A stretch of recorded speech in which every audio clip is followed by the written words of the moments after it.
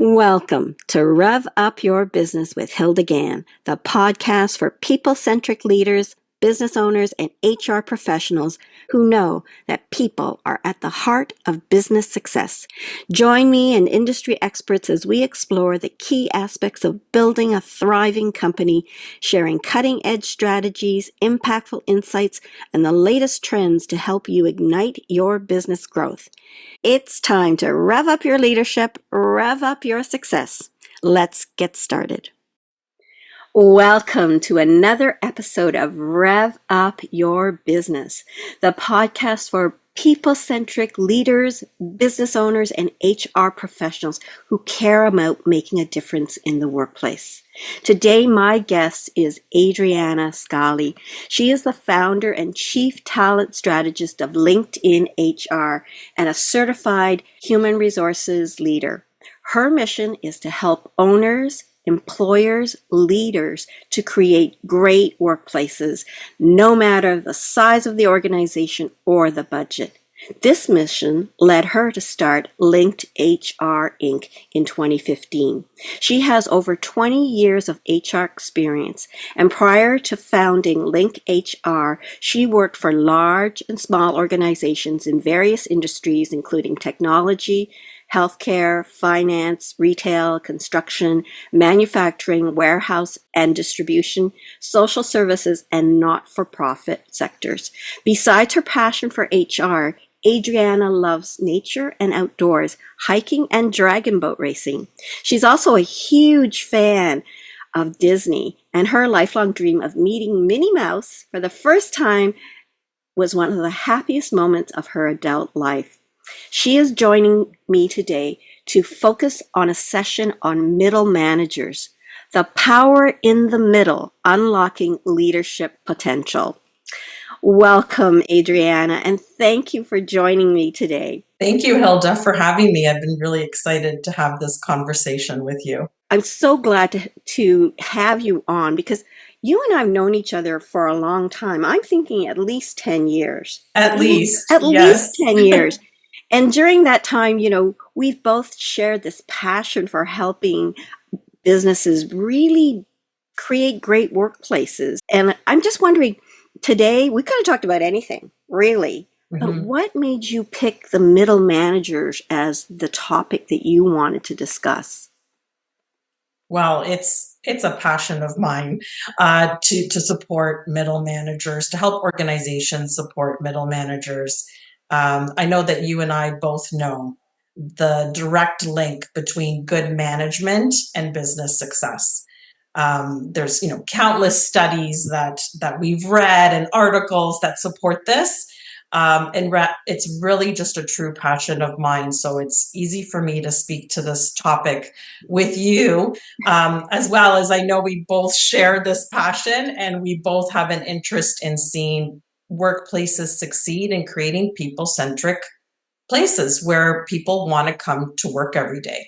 And so, supporting the middle manager is, for me anyway, the fastest, most efficient way to do that. And you and I are always we're in the same wavelength on this because I so totally agree. I feel that they are in a critical position to impact on the success of a company. And yet, I know this was a passion for you to talk about. And one of the things we talked about earlier as we were kind of preparing was, why do managers fail? What is, we want them to succeed, but why is it that they're not as successful succeeding? Yes, I know. And there are millions of reasons why, right? And I know that in our work, we often share stories. And I think our stories have a lot of themes. And one of those is they're not receiving the right kind of support from their organizations, from the business owner, the CEO, and just in general, the senior leadership team. So I think, that's one reason why I see sometimes middle managers fail, is that they're not set up for success. Let's put it that way. And I don't think that that's intentional in any way. I don't think anyone, promotes someone or hires someone in a managerial leadership role and doesn't want to see them succeed.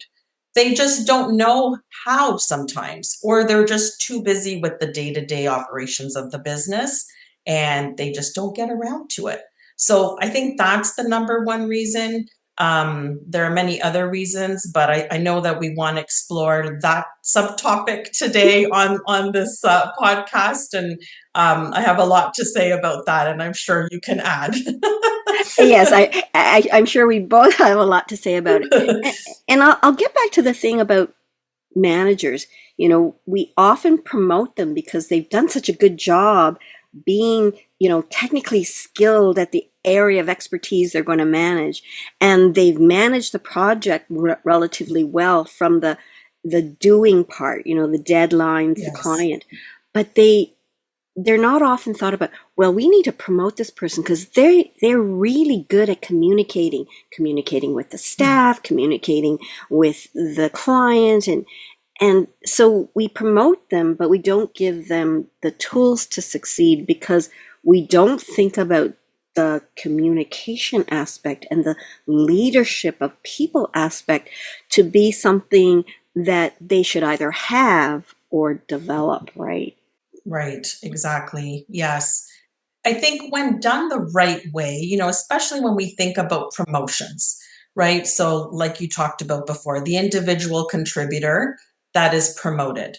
Ideally, a company begins to give that individual contributor opportunities, projects, specific initiatives that they can lead to practice leadership skills, right? And Yep. that happens well before they're actually promoted and given the new manager role and title and all of that, right? And sometimes that does happen. So I love to see when that happens, but it gives an opportunity for both the business and that individual to see, okay, these are my strengths. This is, I'm going to continue to work on these strengths and apply them in a leadership role because this is going to help me. It's going to help the team. It's going to help the business. And then also be able to look at, wow, I really missed the ball on that, or I really I'm not doing well in this specific area. I need to learn more about how to lead team meetings, for example. Going back to communication, like we talked about, and having the time to develop that skill in a gradual manner is ideal. Now, we know that that's not real life. So that doesn't normally happen. And like you said, someone is promoted, someone is moved into a role, sometimes very quickly because someone has exited the business, for example, or the business is growing so fast. So they don't get an opportunity to practice those skills. They don't get the opportunity to build confidence in themselves. They don't get the opportunity to self-reflect and assess, where their skills are today and where they need to be tomorrow and make a plan on how to get there. And I find that so often we get so busy in our working world that we forget to help nurture, whether it's our employees as technical or administrative support, or our managers as they grow from, stretching and learning a little bit about their people management skills to becoming, the middle manager and the senior manager. And I remember a session that we had at HRPA with HRPA, sorry, the O got dropped many Yes. years ago. HRPA, Okay. where Lisa McFarland talked, and she said the average age of a first line manager of getting to that level is 36, and the average age that they get training is 40. And that's a jaw-dropping statistic because that means 4 years where I kind of learn by winging a prayer and my experiences and say, yeah, I tried that, I failed. Yeah, I tried that, I failed. Like, we're talking about running a business manager to support a project in your team, and you tried that and you failed. We need a little bit more intervention here. Right, exactly. Yeah, and I think the training is a big piece, obviously. Training is so important.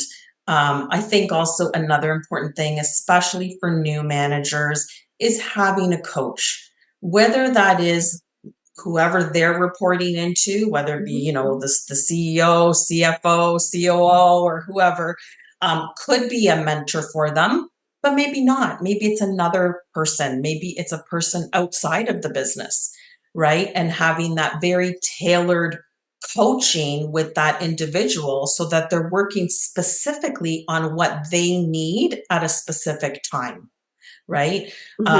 Different things will come up in the business, that different things will become part of their accountabilities. And so I think the real beauty of having a coach and a mentor is being able to work on those things at the right time. Coupled with the training is a beautiful, formula with the results that we want to see. So the HR and us are saying this is what we should do. The Yes. business hat that we have says, okay, I'm a business owner. I can't afford coaching, especially externally, but you can afford it internally because That's true. there's a return on investment. So Yes. I think for those skeptics who are listening, why should I invest in this education and coaching? Yes. There are statistics and return on investment. Do you want to share some with the skeptics that are hearing this? Yeah, I think in my personal experience working with organizations, I often begin working with an organization when a few years have passed and there are results that are not the positive results that they want to see. So it's a little bit easier in my personal experience to then sell, this need to support the middle managers, right? I'm sure there are studies out there that have that put some data to the return on investment. Mm-hmm. But definitely, yes, there is an investment. But when you invest as a business in your middle manager, you are investing in the whole company. You are investing in the whole team, however large or small that team is. So it's a ripple effect. So yes, it might be, I don't know how many dollars and cents in your budget, and you think, oh my goodness, I'm going to put this all into this individual. It's only one person. Like, how can I spend this money? Yeah. But, it's knowing sometimes, like I said, through experience, through going through a period of time of seeing things that have come up as a result of not supporting your middle managers that could have been avoided, that have now cost you turnover, lost clients, lost productivity, and all these things. It's looking at the lost opportunities of not investing. I agree, Hilda. Like, I think that if internally, it's going to be a lesser cost. It's more now an investment of time, right? I find typically, business owners, they look at more the pain pill than the vitamin, right?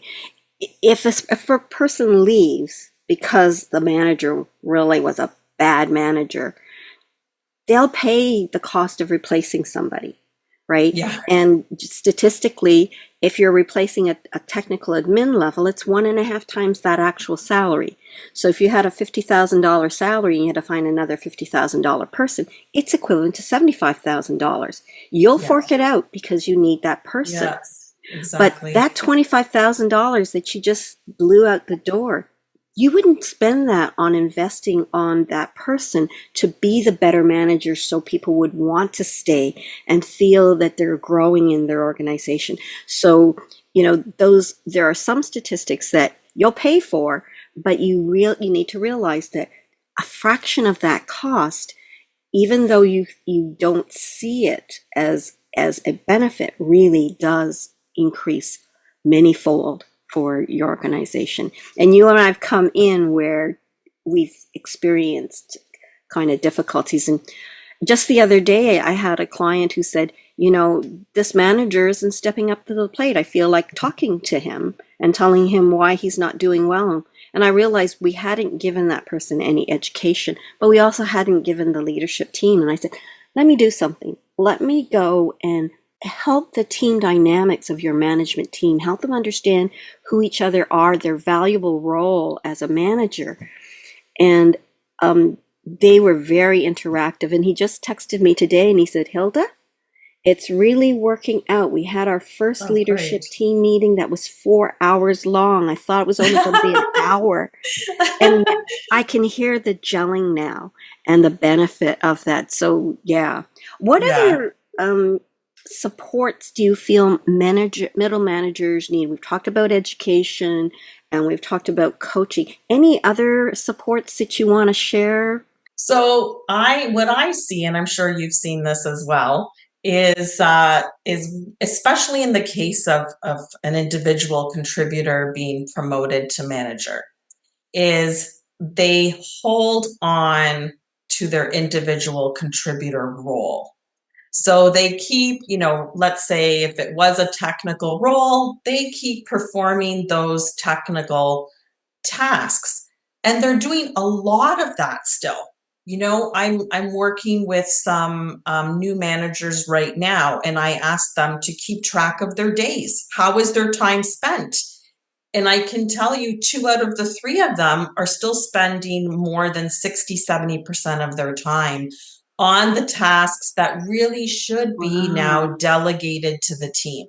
Wow. Right. So, Yeah, yeah, so I think, okay, how can organizations, support the middle manager who thinks that they now have that part of their job plus the leadership, yeah. is to be able to help them change their mindset, right? And sometimes it's the company clearly articulating what is expected of them.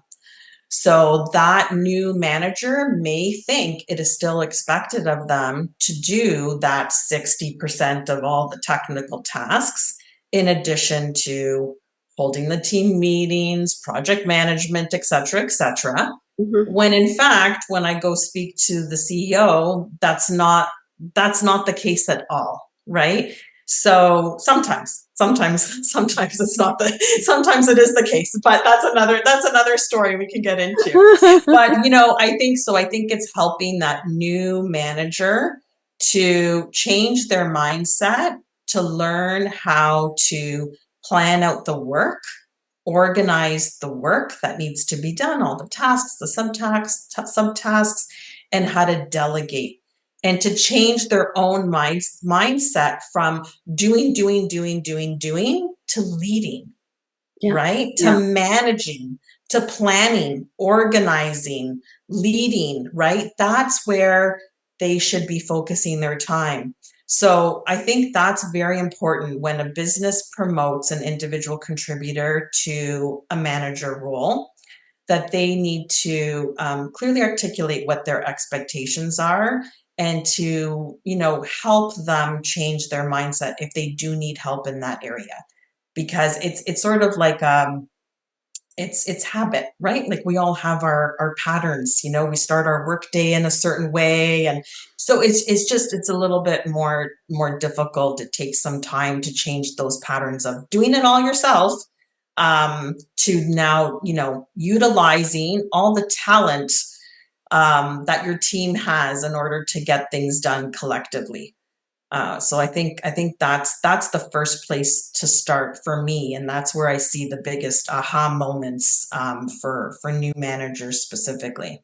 And it would be such a relief to think that they don't have to do the technical and all this managerial, that they'll find the time to then focus on being the leader that they were hired to become. Hmm.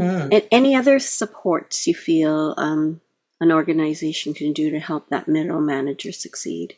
I mean, I think the other thing, just what I was thinking about before with the promotion, is when, there was a peer-to-peer relationship prior, Yeah, yeah, and then there's a promotion of a peer. That's a change. That's a big change. That's a transition. Really, the organization, the leaders supporting that manager need to really support that transition, guide them through it, talk about it, have a plan. How is How is this new role going to be communicated to the team? There's lots of articles out there. There's lots of tips of those new managers that are now leading their peers that were just a peer yesterday and now they're not a peer today, right? There's lots to be learned, lots of tips and tricks to help with that transition. But where I see that transition successful is when the senior leadership supports that transition. And that could be in helping with the initial communication, but mostly in guiding that new manager in that new relationship, right? It's a new kind of relationship, a new connection. And I think it's also a mindset for the senior leaders, because sometimes they promote people because they think they're worthy, but they don't think about how can I help that person to succeed? What kind of time should I spend, talking about their role, their growth? Because I think they focus too much on the work. So how's this project going? And help them problem solve the project, but not step back and say, how are you with your role? What do you see as your role? Because in my mind, a leader's role is to mentor and inspire and motivate their teams. And I don't think that's what they think they're supposed to do. I think they're supposed to make it succeed, the project succeed. And but if you motivate and uplift people and tap into their abilities, you'll find your team growing and growing and growing, and that everything will start to run smoother because you're helping them grow. Likewise, the senior team should help that manager grow. And that's not always thought through. I remember a manager who wanted to hire a middle manager. And I said, this person has these limitations. And some of them were his communication skills. Yeah, but I still want to hire them anyway. So, but do you realize this is going to impact on the satisfaction of the staff? And yeah, but I still want to hire them anyways. And I said, this one's pretty bad at what they're doing. Like I said, I think we should not hire. Yeah. So we beg to differ on it.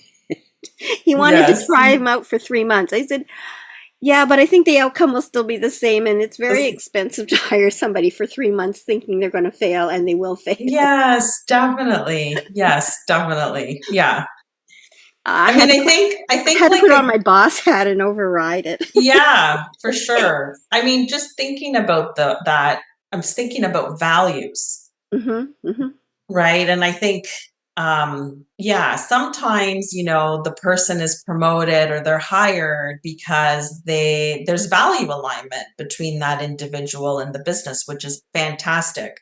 Yep. But then sometimes, like you said, sometimes some of the skills needed for leadership are needing some development, right? But that's a better place to start than the other way around. Yes. Right. So like the person who has all the skills but does not align with the company's mission and values is never going to be successful in that company and cause just so much.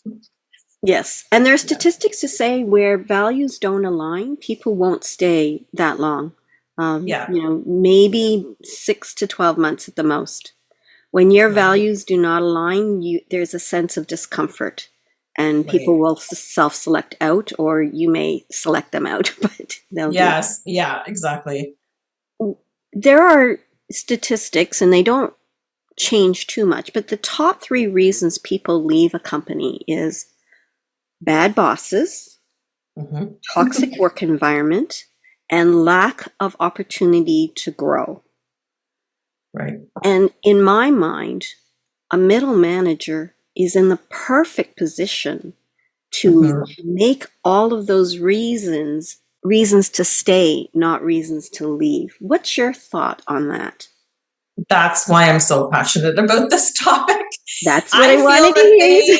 They have the greatest influence over that, right? So managers that create inclusive teams where people feel that they belong, where they can contribute to meaningful work, where they're aligned with the same goals, where they see what they're working on is actually moving the company forward and towards the company-wide goals and company-wide mission, right?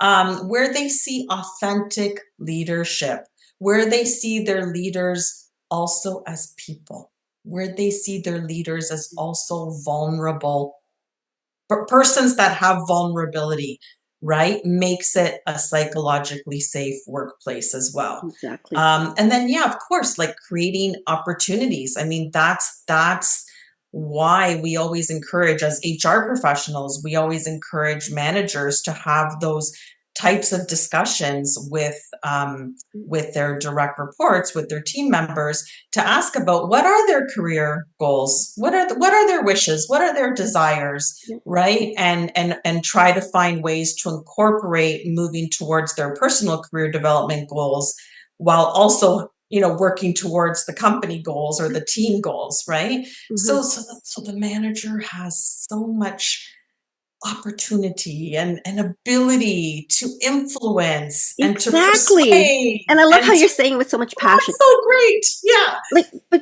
But they are in this perfect position because they're working on projects. They know projects that are coming up. Yes. That may be beneficial for, John is going to be good at that. Let's work towards developing his skills and putting his name forward to do that project. It's going to be a stretch, but here's what he's good at, and this is what he wants. Like the middle manager's in this perfect position to find work that can fulfill that need of growth and accomplishment more than anybody else in the organization. I mean, the individual employee can't do that because they don't know what's coming up. They don't know how they can grow to here. They know they want to grow to here, but they don't necessarily know how. And the middle manager has the ability, knowledge, and influence to impact on that.